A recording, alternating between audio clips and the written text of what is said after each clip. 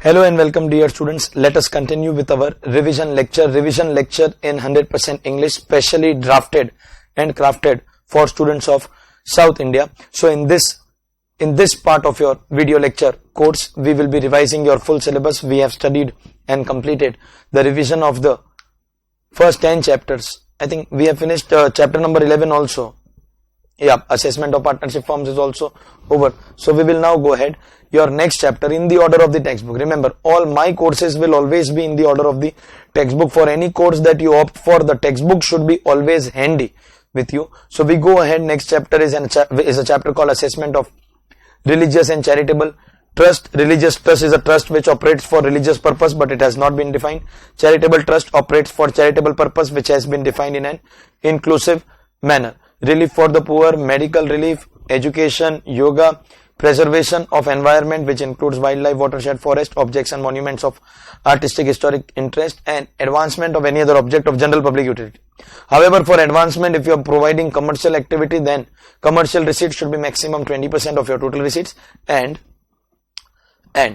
second condition is that the commercial activity should be in course of doing your charity. Then this becomes a charitable purpose and the organization doing this charitable trust. First condition that you will have to take registration.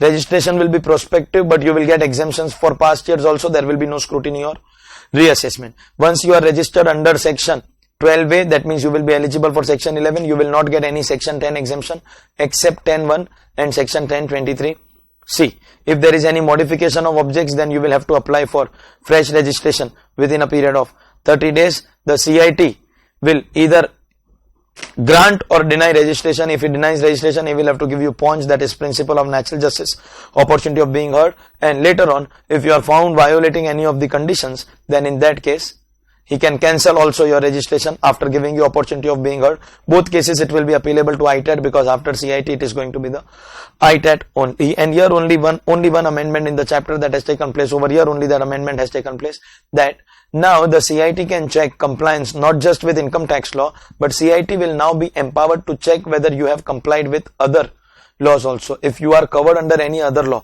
for example, if you are registered under the Societies Act or Section 8 companies registered under the Companies Act, then have you complied with your other applicable laws also? Commissioner of Income Tax will now be empowered to verify that also, because of which he can deny your registration or also cancel your registration. So first condition about exemption was registration.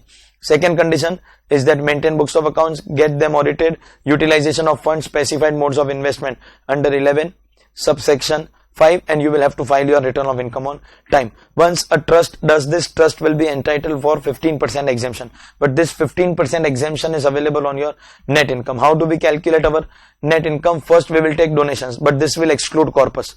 Corpus donations will not be taken. Does this mean corpus is income? No. Corpus is excluded from the definition of income. Then we will take income from property for or held under trust, all kinds of property, movable, immovable, anything will be taken. And in business income, we will take only the gross profit. That total will be net income, of which 15% is going to be exempt and balance 85% will be taxable. If you intend to save tax from your balance 85%, then you can save tax from your balance 85% also.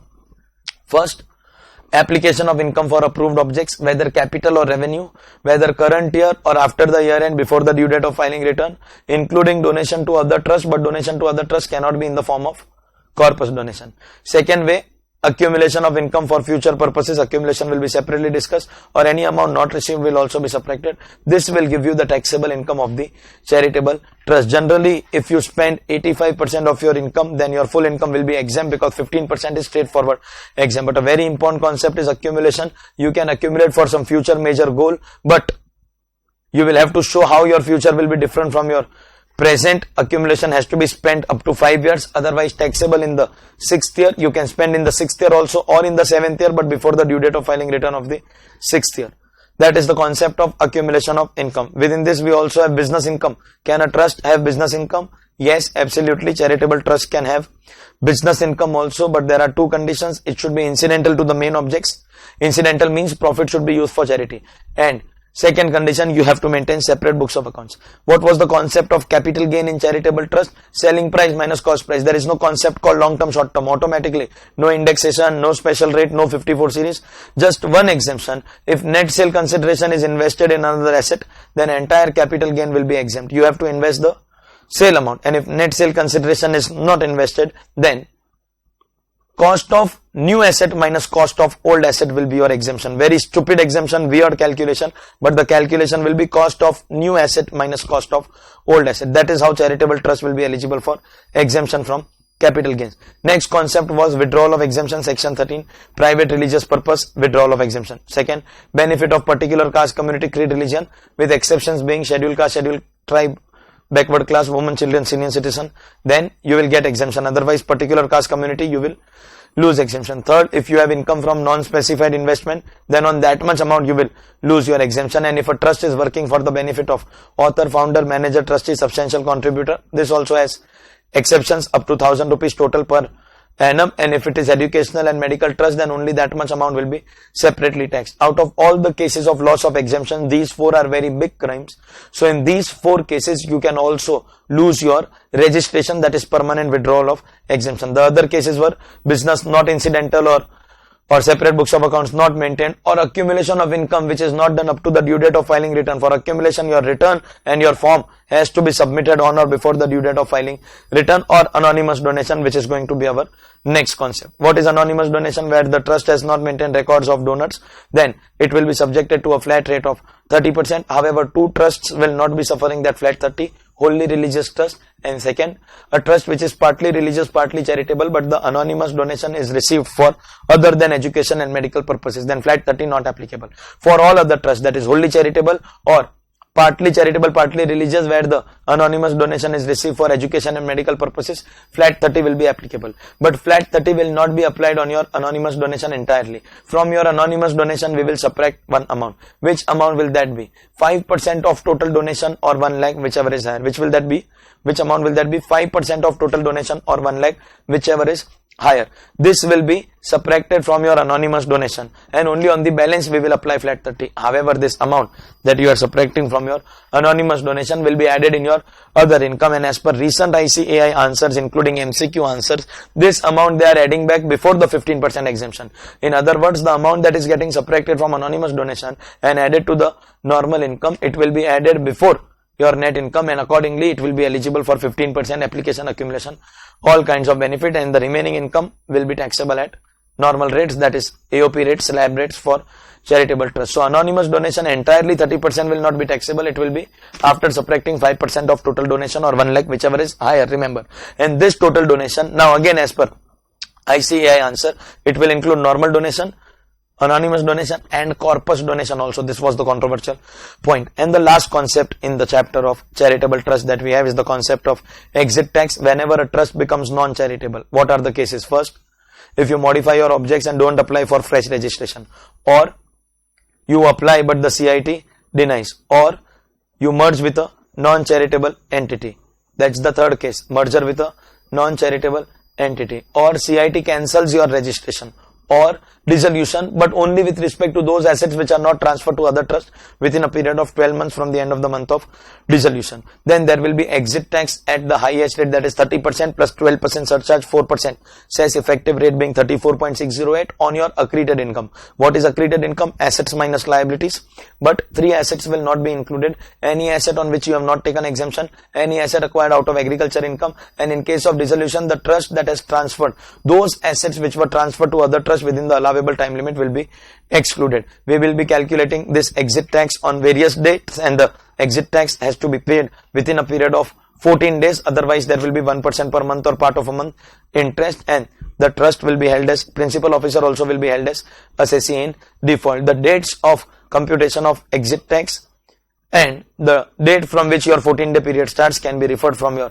handwritten notes or from your textbook. That was your concept of exit tax, and that was the revision of the chapter assessment of religious and charitable trust. Moving on, next chapter, assessment of political parties. Satisfy the following conditions. What? Register with the election commission, maintain books of accounts, get them audited, file your ROI on time, maintain records of donors exceeding rupees 20,000 excluding electoral bonds, and donation exceeding 2,000 rupees can be received only in account pay check, account pay draft, electronic clearing system through a bank account, and here that amendment, other prescribed modes, or fourth, electoral bonds.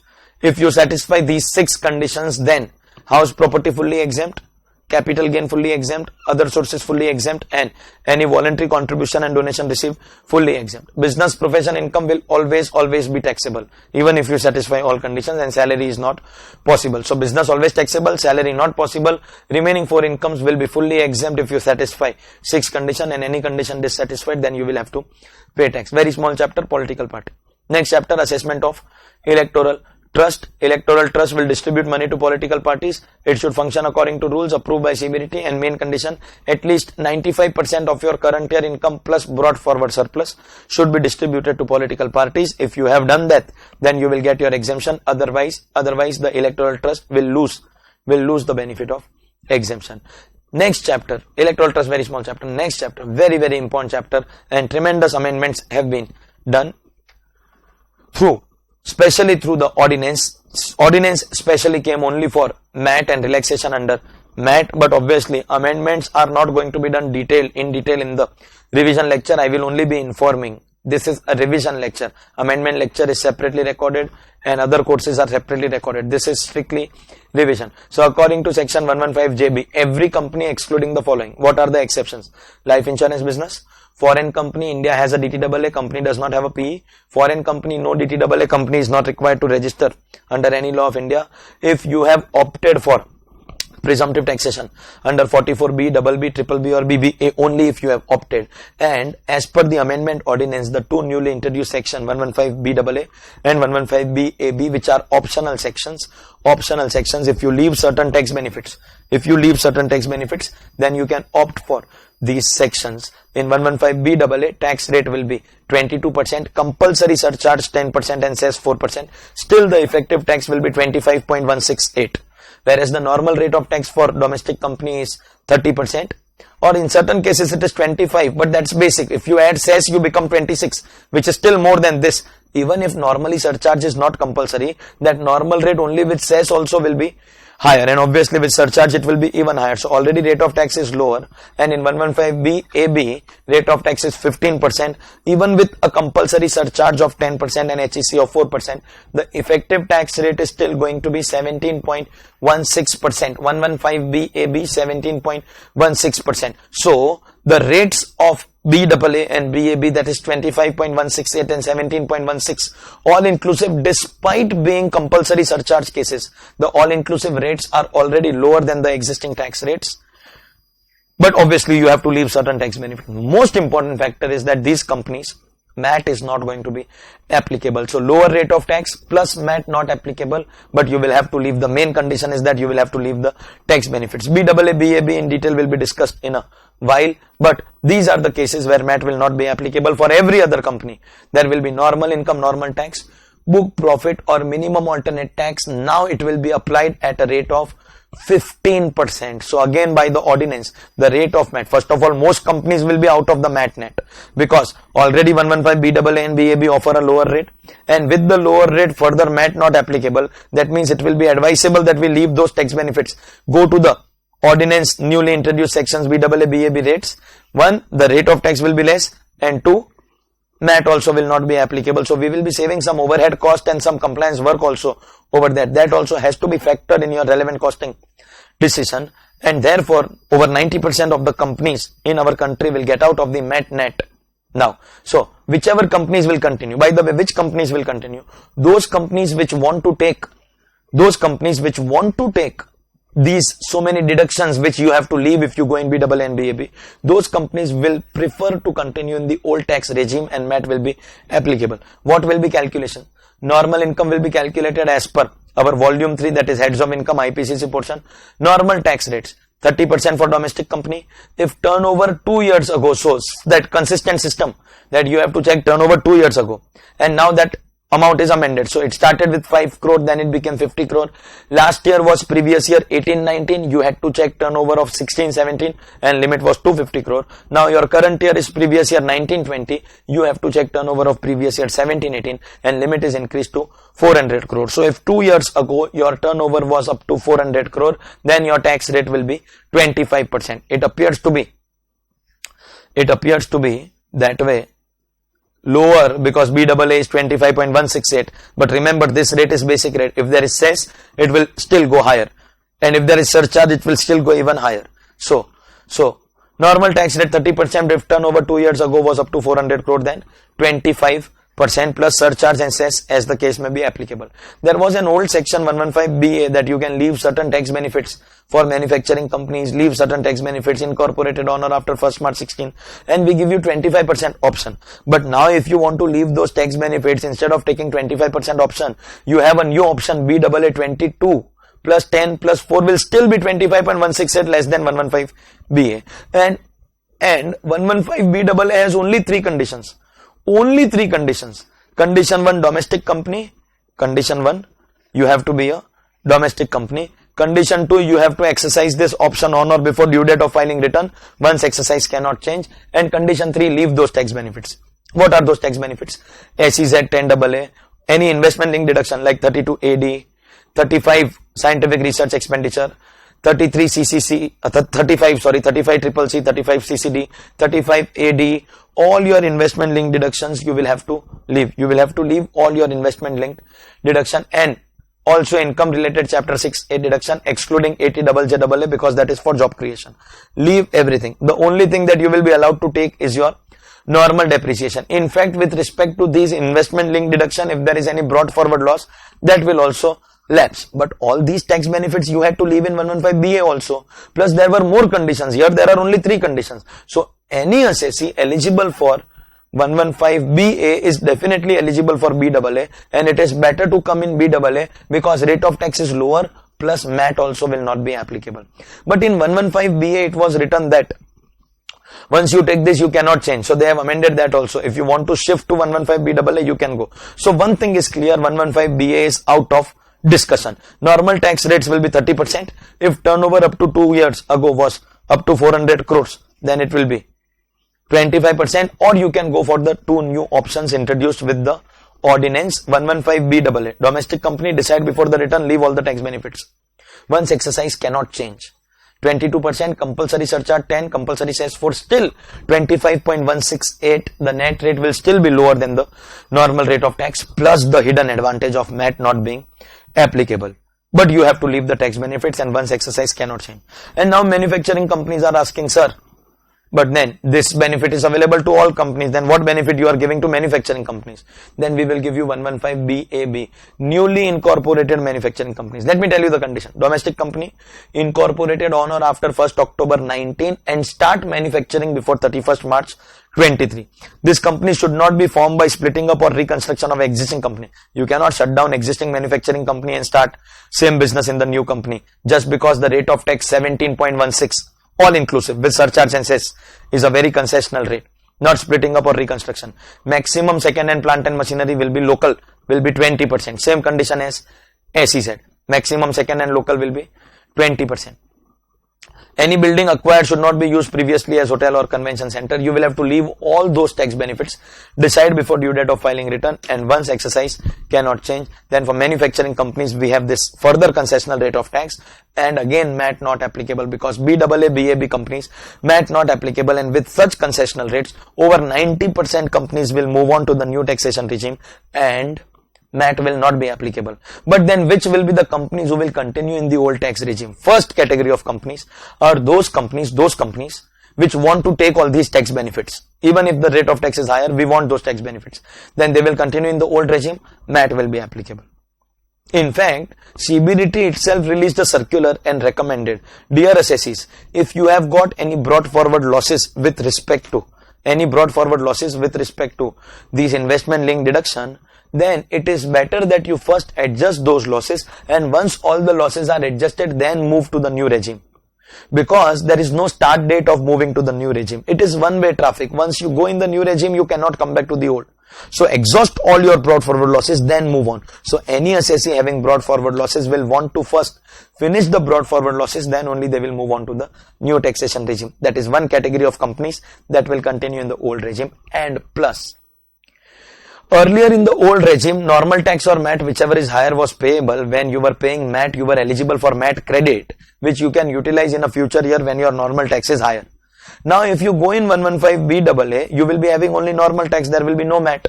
If there is no MAT, how to utilize the credit? CBDT has released a circular and clarified any company moving in the new regime will lose MAT credit. But if you want to use your MAT credit, which is usually carried forward for 15 years, then in that case, you first exhaust your MAT credit, then move to the new regime. So, second category of companies which will continue in the old regime is those who want to finish their MAT credit. Because there is no start date to go to 115BAA, people will first finish off their tax benefits and then only they will go to 115BAA. It is advisable that you finish off all your benefits, then only you move on to 115BAA. Have we understood the whole idea, the concept as to about what I am talking? What I am talking when I said all this? 100% clear, all of you all. So there are two companies which will still continue in the old taxation regime. So you have to calculate normal income, normal tax, and except 5 companies, everybody else has to calculate book profit, and on that book profit minimum alternate tax at a rate of 15%. Surcharge for domestic companies 0 to 1 crore, no surcharge. More than 1 crore 7%, up to 10 crore, and more than 10 crore 12%. For non-domestic company 0 to 1 crore no surcharge, between 1 and 10 2%, and after 10 crore 5%. The rates of surcharge are same in MAT also, but in MAT you have to see the amount of book profit, and just the basic rate of MAT for IFSC will be 9%. So 15% for everybody, IFSC 9%. So the biggest thing in the chapter is about calculation of book profit. Starting point will be net profit as per profit and loss account. As we are aware, on the add side we have 15 adjustments, on the less side we have 14 adjustments. You can go through the textbook that there are a total of 29 adjustments that you have to do in order to compute your book profit. Just I will tell you about that one particular amendment that has taken place in your calculation of book profit. One small little amendment has taken place in your calculation of book profit, that on the less side the brought forward losses as per books of accounts are adjusted, and where the rule is business loss or UAD as per books of accounts, whichever is lower is adjusted. Only one company, a company who has made insolvency application and the insolvency application has been accepted, only that company is allowed to adjust business loss and UAD both, total of the two. Any company who has got brought forward losses will be allowed to adjust, applied for insolvency will be allowed to adjust both. Normally it is whichever is lower, but insolvency application accepted, then both.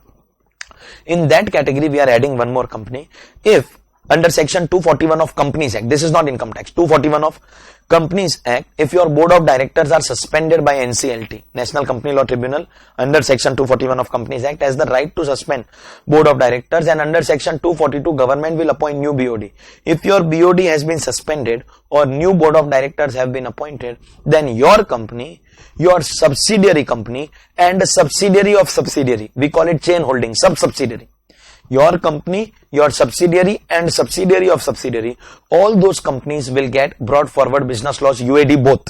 Normally it is whichever is lower, only insolvency cases you get both, but now we are adding one more category. BOD suspended or new BOD are appointed, then that company, subsidiary and sub-subsidiary will be getting both. So this is the only amendment in book profit calculation. Otherwise you can go through the 29 adjustments. There are 29 adjustments in calculation of book profit. Once you do book profit, on that book profit you will apply your MAT rate, normal tax or MAT, whichever is higher is going to be payable, and then there are certain case laws which you can go through from the textbook.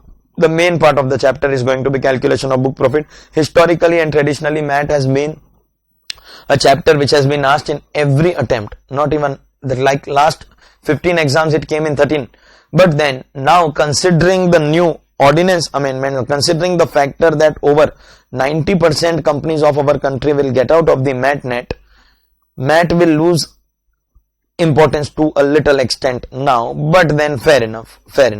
Okay. Next chapter is your chapter called alternate minimum tax, 115 JC, applicable to every assessee excluding company, because company is covered under MAT. Every other assessee will have to calculate normal income as per NTTI provisions, normal tax as per whatever is applicable, slab rate, flat rate for firms, LLPs, And now you will have to make one more calculation called adjusted total income. On that adjusted total income, your AMT will be 18.5%. So there is no amendment in AMT. The ordinance came only for corporate benefits. AMT is still going to continue at 18.5%. Surcharge is applicable in normal tax and AMT both. Cess is applicable in both. Cess is 4% always. But for surcharge, in normal provisions you will see NTTI. In AMT you will see the amount of adjusted total income, and here rates will be same. So for partnership firm up to 1 crore nothing, after 1 crore only one rate 12%. For individuals 0% up to 50 lakh, 10% after 50 lakh, 15% after 1 crore plus the two new rates, 25% after 2 crore and 37% after 5 crore. That is also going to be applicable, but you will check in AMT, you will check the amount of adjusted total income, and again normal tax or alternate minimum tax, whichever is higher will become your liability. The concept of AMT credit is same as MAT credit, carried forward for 15 years. The main calculation of this chapter is calculation of adjusted total income. Here we start with NTTI as per tax provisions and make 3 additions: 10AA deduction, 35AD deduction, net of depreciation foregone, and any income related chapter 6A deduction taken excluding ATP. Add back 3 deduction, that is your adjusted total income. AMT is not applicable already on company. Second, any assessee who has not taken all these 3 deductions, then there is no sense in making AMT applicable. And the third category of assessee where AMT is not applicable, if you are individual, HUF, AOP, BOI, artificial juridical person, and your adjusted total income is up to rupees 20 lakh, then alternate minimum tax is not going to be applicable. So there are certain categories of assessee where alternate minimum tax is not going to be applicable. Are we clear about the applicability of AMT? Who is covered under AMT, not covered under AMT? Excellent. That's our chapter called alternate minimum tax. This is that stage of our portion where we declare our volume 1, that is CA final, unrelated topics to be over. Here we enter volume 2, CA final, related topics which are connected with each other. First chunk of chapters is the chapter of assessment procedure. So first chapter, IT authorities. This chapter gave us the hierarchy of the department: CCIT, CIT, additional, joint, deputy assistant, ITO, TRO, inspector, appointment of IT authorities, the fact that CBDT will control the entire department. One of the most important sections of your career, section 119. What is section 119? Powers of CBDT. CBDT can relax provisions of assessment, reassessment, interest, penalty, fees. CBDT can admit belated claim of refund, rebate, relief, carry forward of losses. CBDT can relax provisions of chapter 4 and chapter 6A. CBDT is not having only 2 powers: interfere with discretionary powers of CIT appeals where he is doing his appeal work, and second, dispose of a particular case in a particular manner. CBDT circulars are binding on all officers from top to bottom, but not binding on assessee. Assessee can challenge CBDT circular by way of filing a writ petition if you find it is injustice. Any CBDT circular which is contradicting plain language of act or any high court, supreme court order will be declared as void ab initio, but only if it is against assessee, because if it is in favor of assessee, then assessee will not file writ petition and department is not allowed to do anything. That was the most important section of the chapter. Here only we learn about one more concept: opportunity of being reheard. When a new officer comes, he will continue from where the old officer left, but if you want, he can give you opportunity of being reheard only if assessee is asking, not suo motu. And last section was powers of IT authorities. What are the powers of IT authorities? Discovery and inspection, issuing summons, enforcing attendance, compelling production of books of accounts and retaining in custody books of accounts and documents, maximum 15 working days, and extension subject to certain conditions. That's our introduction of assessment. So IT authorities. Then we go to our chapter search, seizure and survey. Section 132 is telling us when can search be conducted. If you have been given notice under 131 or 142(1) and you have not responded or you will not respond, he can conduct search, but he has a better option. He will go for best judgment assessment. Then when is search actually conducted in practical life? Whenever the AO has information in his possession that assessee has undisclosed money, bullion, jewelry or any other valuable article, then he will conduct a search. What information is sufficient? Not defined. But what is definitely not sufficient? Information received from central government agency is definitely not sufficient. Who will give authorization? CCIT, CIT. To whom? Additional, joint, deputy assistant, ITO. And additional and joint, if empowered by CBDT, can pass it on to deputy assistant, ITO. Can assessee get copy of reasons? No. Assessee will not get copy of reasons. In fact, AO, CIT appeals will also not get, ITET will also not get. Copy of reasons will be given directly in High Court or Supreme Court. Assessee has only one remedy. You can file a writ petition. They will listen to both parties and decide whether it was valid or invalid. What are powers? They can do everything. They can enter, search, place identification marks, examine all books, all documents, all assets, take with themselves all books, all documents, all assets excluding stock in trade, break open any lock if you are not providing key. They can do virtually everything except the following things. They cannot seize stock, they cannot arrest anybody, and they cannot seal your business premises. Barring this, they have got all the powers. If the asset is bulky or perishable, they can invoke something called a deemed seizure, constructive seizure also. What are the presumptions with respect to books of accounts and documents? They belong to the assessee, contents are true, owned by the assessee, any sign then of the same person of whom belong to the assessee, contents are to sign, attestation and handwriting of the same person of whom it appears. If the books of accounts are already seized by another government officer by forcefully, then we can go for a concept of requisition. Manner of utilization, books of accounts have to be utilized for passing of order, then they have to be returned to the assessee within 30 days from order, and extension subject to two conditions. And assets, if assessee explains the source, you have to return to the assessee. If assessee does not explain the source, you can auction the asset, recover existing taxes, fresh taxes, settlement commission decided liability, government dues under other law, or refund if any balance to the assessee. We have the power to call for information from third parties if the case of the third party is pending, or if it is DTAA information, or if it is CIT, CCIT permission, or in fact joint director, deputy director or assistant director of investigation department can also invoke that power. Survey is the next part. Survey has virtually all the powers except the fact that in survey assets cannot be seized. That's the main difference between search and survey. Survey can be conducted any place of business or profession within your own jurisdiction. Outside your own jurisdiction, business premises, if it is belong to your own assessee. If books of accounts are kept in a residential house or at a place of charitable activity. Powers are almost same except the assets cannot be seized. In course of survey, books can be seized for a maximum period of 15 working days. Again, 15 working days. Survey can be done by TDS, TCS officers also. Survey can be conducted in course of your function, ceremony and event also. But before doing your questioning, we will wait for your function, ceremony and event to get over. And in door-to-door survey, they don't have any power. They can only ask for one form, and if there is failure, 1000 rupees default. That was our chapter, search, seizure and survey. This takes us to the biggest chapter of our portion, the chapter called assessment procedure, starting with filing of ROI section 139(1). Every company, every firm including LLP, other people, if income exceeds basic exemption limit, but which income after exemption before deduction, that means we are talking about gross total income, and here they have an amendment. They say we will see your income before your 54 series exemption, 54, 54B, 54D, 54EC, F, G, GA, GB, add back all of that, and after adding, if your income exceeds basic exemption limit, then filing of return will be compulsory. That means we are not denying this exemption. In return you take this exemption, but to decide whether filing will be compulsory, add back this. Surprisingly, they have mentioned all 54 series but not 54EE, that is investment in specified mutual fund units. They have mentioned everything, but this particular thing has not been mentioned. It is a matter of surprise that everything is mentioned but this particular thing is not mentioned. And within this, ROR having asset outside India as beneficial owner or beneficiary, if clubbing applies, only beneficial owner. And one last case, which is again an amendment. If you have made current account deposits exceeding rupees 1 crore in any total of all your bank accounts, if you have incurred foreign travel expenses exceeding rupees 2 lakh, one trip or multiple trips or for yourself or for other people, or if you have paid electricity expenses exceeding rupees 1 lakh in a year, then filing of return is going to be compulsory. So there are some amendments here. 139.345 is talking about loss return, belated return, revised return. Loss return, 5 losses carry forward only if you file your return on time. Business loss, speculation loss, specified loss, capital loss, OMRH loss. If you miss, then you can approach the CBDT. The two losses to which it does not apply, house property and unabsorbed depreciation. And this rule applies only in the year of loss, not in the year of carry forward. That was our concept of loss return, a return declaring loss. If you miss your due date, what are the due dates under 139(1)? 30th November, 30th September, 31st July. If you miss your due date, then file belated return 139(4) up to end of the assessment year or completion of assessment, whichever is earlier. You will lose carry forward of losses, but you can take CBDT approval. But if you miss this date also, again you will have to take CBDT approval. You will have interest under 234A, fees under 234F up to December. 5,000 after December, 10,000, but if income is up to 5 lakh, 1,000.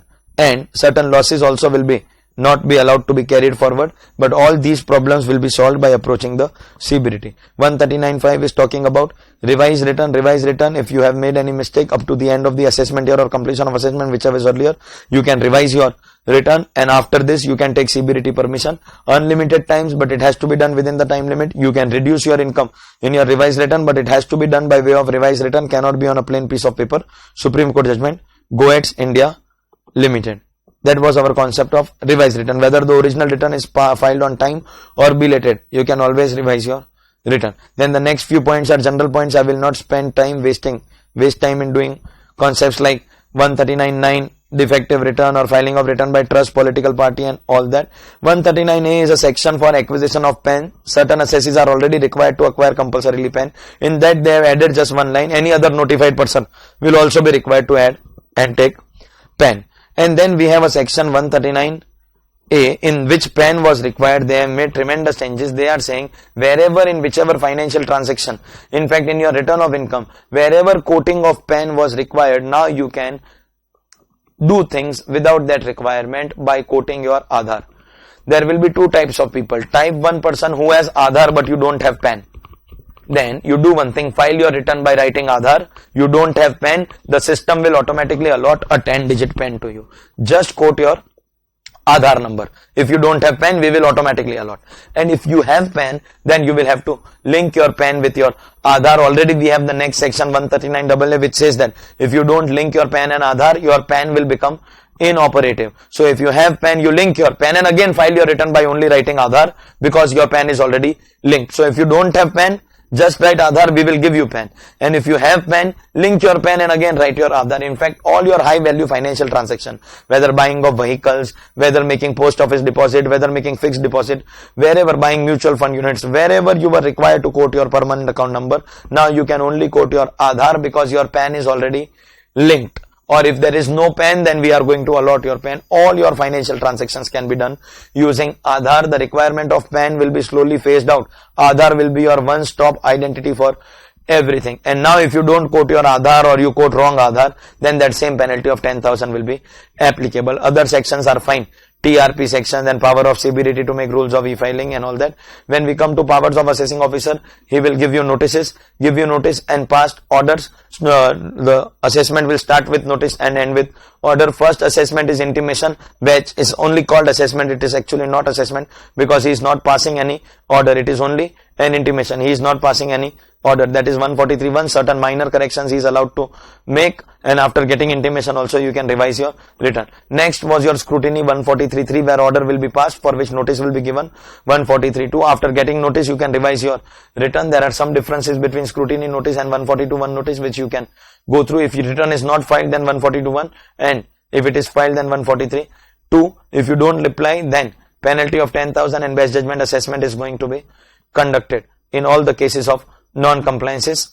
143.3 is best judgment. Sometimes if there are 143.3 is scrutiny. Sometimes where there are complications involved, then he will ask you to get a special audit done subject to certain conditions. Again, if you don't reply, penalty of 10,000 and best judgment. If the assessee cooperates, then 143.3 scrutiny order will be passed. If there is non-cooperation, then best judgment assessment order will be passed. Before best judgment, show cause notice will be given except 142.1. These are different regular assessments. And then after this, when we move on to the special assessments, we have reassessment and fresh assessment. But in between, we have some sections about method of accounting and all that. Okay, not important section, not required to be utilized. Time consumption is not required in the revision lecture for that.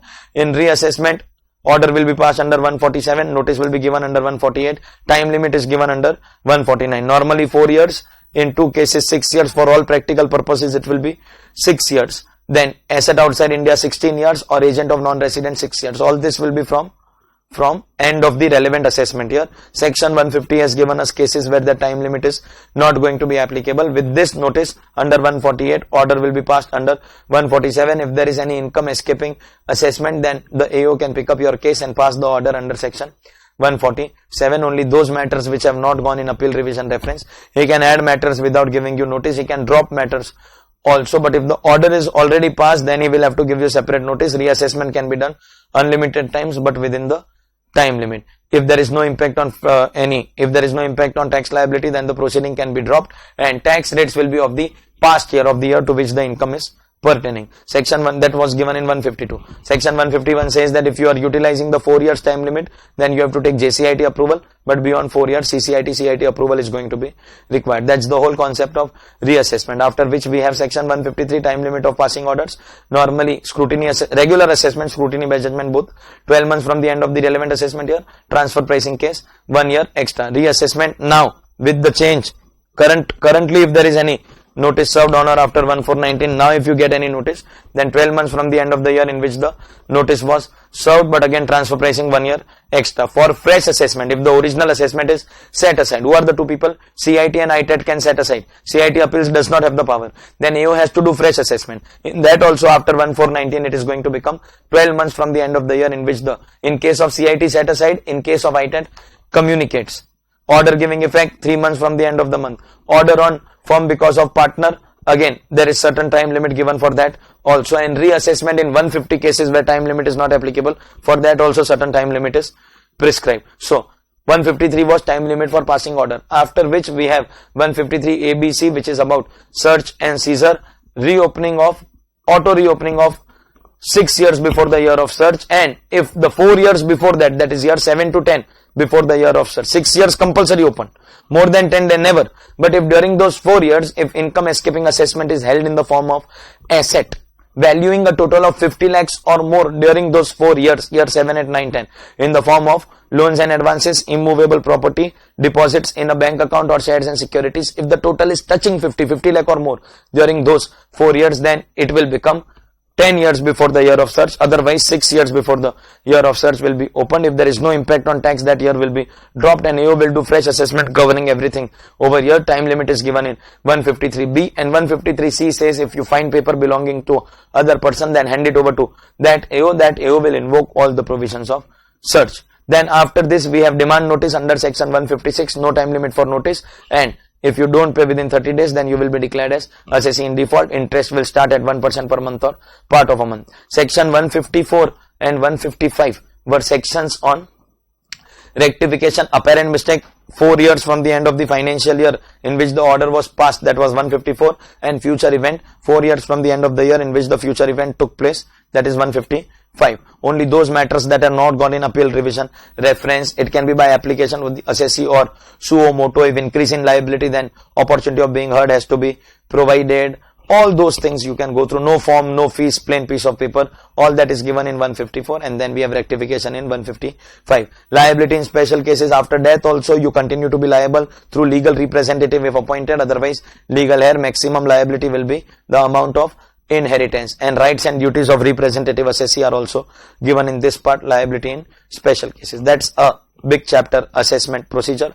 After this we have a chapter called appeals. If you are not happy with the assessment, we have 4 levels of appeal: CIT appeals, ITAT, High Court, Supreme Court. You have to go in the order: High Court, Supreme Court only if it is a question of law. You have to abide by the form, fees and time limit. It is time limit 30 days at CIT appeals first level, 60 days at ITAT second level, 120 days at High Court only if question of law, and 90 days at Supreme Court. 30, 60, 120 and 90. This chapter discusses with us the 4 levels of appellate hierarchy in detail. One by one we have to see what are the provisions applicable for which appellate authority. 4 levels of appeal are given over here, and then certain general sections like 158A, power to avoid repetitive appeals, 158AA, same power for the department, 268A, if the department does not appeal in one case, it cannot go in any other case in future. But if the reason was the monetary limit laid down by CBDT, then department will be allowed to appeal in future. So all that is given in your appeals chapter. Next chapter is revision, confined in 2 sections, 263, 264. If there is prejudice to the revenue, then CIT will do it under 263, and if assessee wants, he can apply in 264. In 263 you can appeal to ITAT, but 264 is not going to be appealable. 263 tax liability will increase, 264 tax liability will decrease. Both powers are vested in the normal CIT, Commissioner of Income Tax. With this appeals and revision, the chunk of chapters, that is IT authority, search and seizure, assessment, appeals and revision, that chunk of chapters get over here. After this we have got our chapter. By the way, in appeals chapter, let me also remind you, there are 9 orders. That's one of the most important part of the chapter. 9 orders against which filing of appeal is not allowed. Let me just revise that before I go to the next chapter. What are the 9 orders against which filing of appeal is not allowed? interest under section 234 ABC, filing of appeal is not going to be allowed. ITAT, order on a question of fact, because High Court only question of law.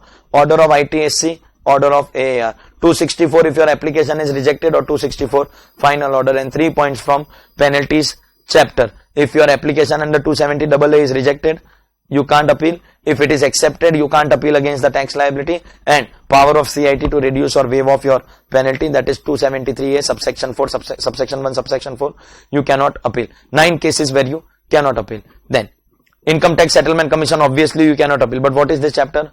You want to declare all your concealments. So declare everything. But minimum extra tax, normal case is more than 10 lakh, search case is more than 50 lakh. You are allowed to go to ITSC only if there is a pending proceeding and you have to pay your tax liability with interest before you make your application. ITSC can grant waiver of only penalty and prosecution. Tax and interest is going to be levied. There is a long procedure given in the chapter, and once an order is passed, whether formal order accepting or rejecting your application or final order deciding the terms of settlement, the order of settlement commission is final and binding, and against the order of settlement commission, filing of appeal is not going to be allowed. Order of settlement commission is final and binding, and you are not going to be allowed to appeal against the order of settlement commission. There are some assessees who are not allowed to make second application in life, and some assessees are not allowed to make first application if they are related to that first assessee. That's your chapter called Income Tax Settlement Commission, less important. Next chapter, Authority for Advance Ruling, obviously forms a part of international tax. If you are not sure about which provision of law will be applicable, especially non-resident, then special chapter, 4 kinds of people can approach the AAR for getting a ruling in advance. Non-resident for self, any amount. Non-resident, resident for non-resident, any amount. Resident for self, if transaction is 100 crore or more. Public sector company in respect of pending matter can take ruling from Authority for Advance Ruling, so that there is no litigation. The objective was to eliminate litigation, and therefore we have created AAR. Under the Ministry of Law and Order, there will be chairman, vice chairman and members. Even if there is invalid appointment, ruling will be valid. You have to make an application. There is prescribed form, fees and time limit. Application once made can be withdrawn within 30 days. In ITSC, withdrawal of application is not allowed, but here within 30 days you can withdraw, and beyond 30 days also AAR can permit. If AAR permits, you can withdraw beyond 30 days also. Beyond 30 days also you will be allowed to withdraw. Procedure is given in this chapter, and then certain general rules that the ruling will be binding, non-appealable. Assessee as well as department, the ruling is going to be binding on both assessee as well as department. If there is any fraud or misrepresentation in AAR, it will be declared to be void. In ITSC, provision was not enacted, so we have a Supreme Court judgment, OP Mittal. In that case also it will be declared to be void. That's our chapter called Authority for Advance Ruling. Next chapter is a very, very irrelevant and ridiculous chapter, Tonnage Tax Scheme. Domestic shipping companies will take the benefit because foreign shipping companies already have 44B. Subject to certain condition, you need to be a qualifying company. What is qualifying company? Indian company, place of effective management in India. You need to be operating, that is using for the purpose of business, ships. It can be owned or it can be taken on rent, and it should be a qualifying ship. Qualifying ship means minimum net 15 tonnage. It should have a registration from the Director General of Shipping, and the capacity certificate should be in force. But still there are 7 ships which are not excluded: factory ship, fishing vessel, your pleasure craft, all those. There are certain offshore installation. There are certain ships which are disqualified from this scheme, and all other ships. Basically target was ships which are helping in international trade. We wanted to give tax benefit to those ships. So those ships are going to be eligible for the tax benefits prescribed out here. Are we clear? The only thing that you need to study in this chapter is the calculation of tonnage income. First question will give you the capacity and the number of days. First pick up the capacity, remove the kgs. Even if it is 999, remove it. Take the completed tons. Completed tons, nearest multiple of 100. First 1000, 70 per 100. From 1001 to 10,000, that is next 9,000, 53 per 100. From 10,000 to 25,000, that is 15,000 tons, 42 per 100, and after 25,000 tons, 29 per 100. That is going to be your tonnage income per day, and now multiply by number of days. That will be your total taxable income. And if your incidental profits have exceeded 0.25% of your turnover from main activity, then that excess will also be added out here. That was the only calculation that you have to study and go for your for your exam. If you leave tonnage tax scheme entirely, it is okay if you just learn this particular calculation. So that was our chapter tonnage tax scheme. So we have finished revision of about 22 chapters in the portion, maybe more. We have finished that much. So we will continue with our revision lecture in our next video. Thank you very much.